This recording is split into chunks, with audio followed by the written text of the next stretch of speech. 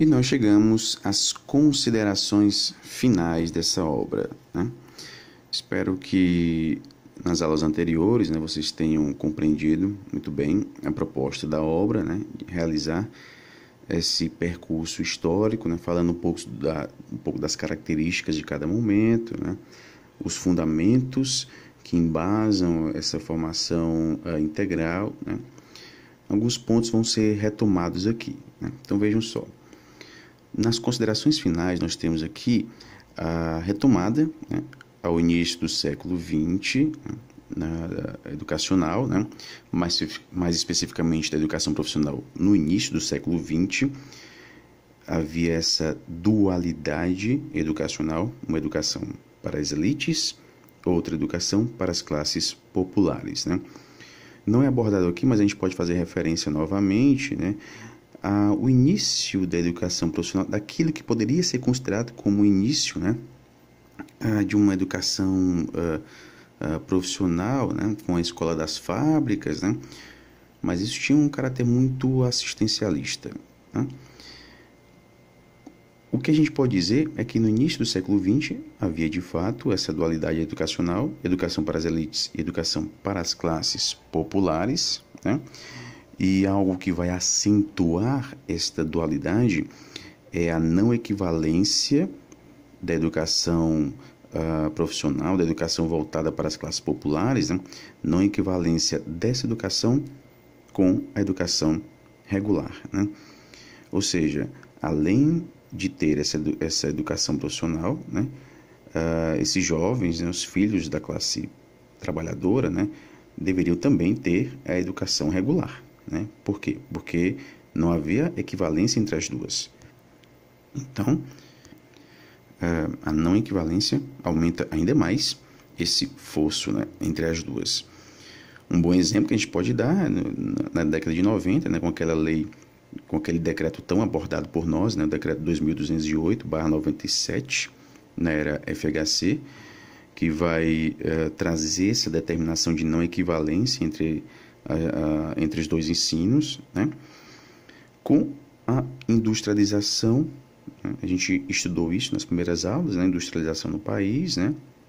Inclusive, eu trouxe até um pequeno trecho de um vídeo falando sobre um grande empreendedor, né, italiano, justamente no início dessa industrialização no país. Com a industrialização, a dualidade é mantida. No entanto, a gente vai ter agora cada vez mais uma aproximação dessa educação das classes populares, né, voltada para o mercado de trabalho.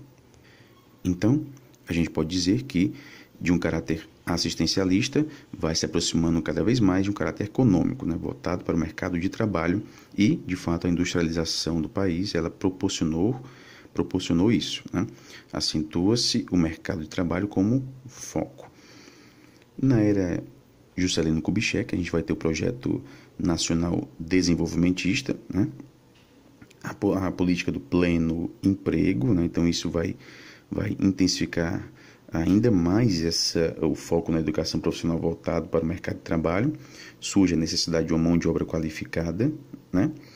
A gente viu também aquelas duas perspectivas, né, de um desenvolvimento autônomo e de um desenvolvimento dependente, o capital externo, a gente não pode esquecer isso também, né?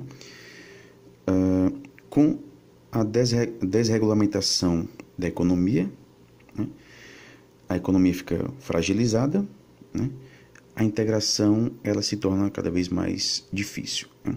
A gente vai ter isso principalmente aí na década de 80, né, com a crise do petróleo. A década de 80 é vista por muitos, né, como uma década perdida. De qualquer forma, né, uma das grandes críticas feitas aqui às escolas que trazem educação profissional, né, é a rarefação dos conhecimentos das ciências humanas, sociais e das linguagens. Ou seja, conhecimentos relacionados a essas áreas, né, ficam muito rarefeitos, ficam muito difusos nessa educação profissional. Por quê? Porque o foco é muito no fazer, no aspecto prático, né? Questões políticas, sociais, culturais, né, estão rarefeitas, estão meio que apagadas, né, silenciadas nesses espaços de formação profissional. E essa é uma das críticas. E para combater o que ela chama aqui de rarefação desses conhecimentos, temos a perspectiva da politecnia, né? E ela sempre traz politecnia em construção. Por quê? Porque ela sabe que não é possível, dadas as atuais condições materiais que nós temos, né, a implementação de fato da politecnia. Então, trabalha-se aqui com a ideia de que a politecnia ela está sendo construída, né? Ou seja, em defesa de uma educação politécnica em construção, okay? Que traga o trabalhador como sujeito de realizações, que aborde assuntos relacionados à cultura, né? Que traga também o conhecimento científico como sendo muito importante, né? Que aborde esse indivíduo como um indivíduo capaz de transformar a realidade, né? Mas para que isso aconteça, é necessário haver, né, o rompimento com antigas vertentes tecnicistas, né?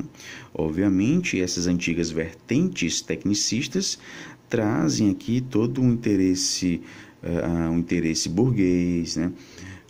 Não é do interesse das elites dominantes que os trabalhadores pensem, que os trabalhadores vejam como possível mudar essa realidade, né? Que os trabalhadores não tenham esse sentimento de pertencimento a uma classe social, né? É como se não existissem classes, logo não há por que eles se unirem, porque não existem classes, né? Então a ideia é de passar essa visão de que não existem classes, que eles não pertencem a classes diferentes, né? Então, essa perspectiva da politecnia, ela traz esse rompimento com antigas vertentes mecanicistas, tecnicistas, que focam simplesmente no fazer, no aspecto prático, no presente, não tem perspectiva de futuro, né? E aí a gente pode até relacionar com aquele texto do Basil Bernstein, né? Que aborda os modelos de competência. Os modelos de competência focam no presente, né? Porque o presente é que importa, né? É o fazer, é o agora, a perspectiva que não é de futuro, né? Então é necessário romper com essas vertentes antigas. E para finalizar, faço aquela leitura do antepenúltimo parágrafo que está na página 117. Vejam só, nosso objetivo não é, sobretudo, a formação de técnicos, mas pessoas que compreendam a realidade e que possam também atuar como profissionais. A presença da profissionalização no ensino médio deve ser compreendida, por um lado, como uma necessidade social e, por outro, como um meio pelo qual a categoria trabalho encontra espaço na formação como princípio educativo. Ok? Então, pessoal, nós finalizamos aqui a análise desta obra, né? Tivemos várias aulas, né, para fazer essa análise.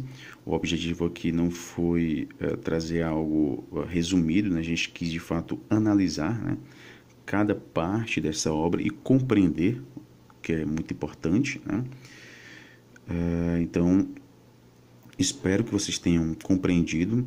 Espero que vocês tenham gostado dos exemplos utilizados para tornar um pouco mais visível, né, alguns conceitos que nós abordamos aqui, porque quando a gente fala desse referencial teórico, né, quando a gente trata de materialismo histórico dialético, dialética, ontologia, são termos que, assim, para alguns, né, possa parecer um pouco mais complicado, né, conceitos muito abstratos, né? E também para visualizar um pouco alguns contextos históricos que nós abordamos aqui, eu utilizei alguns exemplos, né, alguns trechos de vídeos, né? Espero que isso tenha facilitado a compreensão de vocês, né? Nossos estudos vão continuar com outras obras. A perspectiva é sempre estar postando aqui análises de obras, né, que sejam interessantes para nós, que envolvam o universo educacional, né. Agradeço demais as contribuições de vocês, os comentários, os feedbacks que venham recebendo das aulas postadas, ok? No mais é isso, um grande abraço a todos, muito obrigado, né, e até a próxima.